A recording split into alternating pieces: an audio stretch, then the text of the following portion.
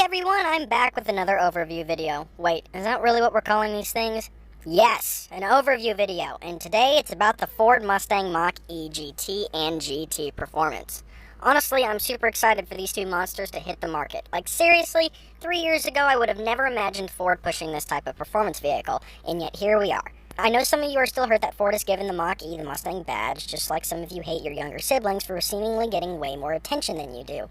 But don't worry, Mustang GT and EcoBoost, we still love you tons, but your baby brother packs some heat. I've actually already done a Mach-E premium review on this channel, along with 3 other Mach-E videos, including a drag race. So I'm going to link those in the description below just in case you want to watch them, and you should really go watch them. Before we get into this video, I also want to remind you to hit that like button down below and to subscribe. We are pulling that 1,000 subscriber goal closer and closer to us, and it means a lot when you guys show support. However, with that being said, let's hop into the Mach-E GT. So of course the first thing I'm going to be talking about is power. Let me preface this by saying the Mach-E Premium E4X I reviewed made 346 horsepower and 428 pound-feet of torque, and is supposed to do 0 to 60 miles per hour in 4.8 seconds. I'm not going to lie, that torque figure was really put to good use. 4.8 isn't blisteringly fast, but it's faster than what most people will need.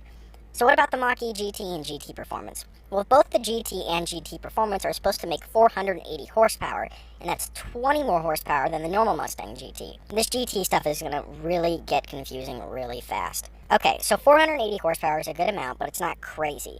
So what about the torque? Well, this is where the GT and GT Performance take different paths. The Mach-E GT is supposed to make a whopping 600 pound-feet of torque, and the Mach-E GT Performance is supposed to make 634 pound-feet of torque. Just wow. All that power is sent through an all-wheel drive system that rockets the Mach-E GT from 0 to 60 in 3.8 seconds, and the GT Performance in 3.5 seconds. For comparison, the Tesla Model 3 Performance makes around 470 horsepower. I got that off a Car and Driver article because Tesla stopped reporting power figures. But they didn't stop reporting 0 to 60 times. The Model 3 is supposed to do 0 to 60 miles per hour in 3.1 seconds. Whether you're doing 0 to 60 in 3.5 or 3.1, it's still wicked fast.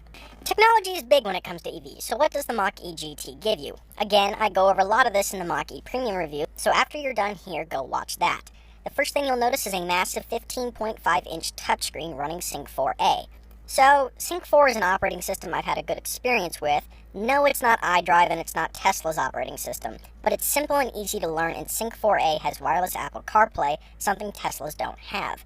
So that's a win for the Mach-E. Within Sync, you get the ability to choose your drive modes: Unbridled, Engage, and Whisper. Basically Sport, Normal, and Eco. You'll be listening to your music through a 9-speaker Bang & Olufsen sound system, which I think is pretty decent. In front of you, there's a minimalistic 10.2-inch digital gauge cluster showing your speed, driver assist status, and range. Let's dive into that driver assist feature even more. Ford is rolling out something called Blue Cruise, which sounds an awful lot like Cadillac Super Cruise, but I digress. Blue Cruise, like Super Cruise, is going to use a sensor to read your eyes to make sure you are paying attention to the road, which will allow you to remove your hands from the steering wheel without the car getting all pissy. I don't believe Ford has given a hard date on when Blue Cruise is going to get a full rollout, but hopefully it's soon. The Mach-E already has the sensor mounted to the steering wheel column, so you won't need to upgrade. On top of those goodies, you get a wireless charging pad for your phone, heated front seats, intelligent access, rain-sensing wipers, and ambient lighting.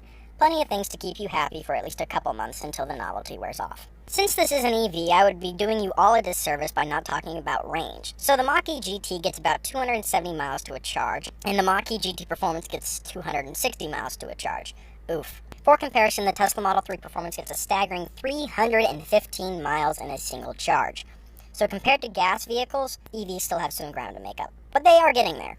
Recharging your Mach-E comes in many different fashions, so here they are. If you were to plug the charger into a normal 120-volt outlet, you'd get an average of 3 miles per charging hour. If you were to plug your Ford charger into a 240-volt outlet, you'd get an average of 20 miles per charging hour.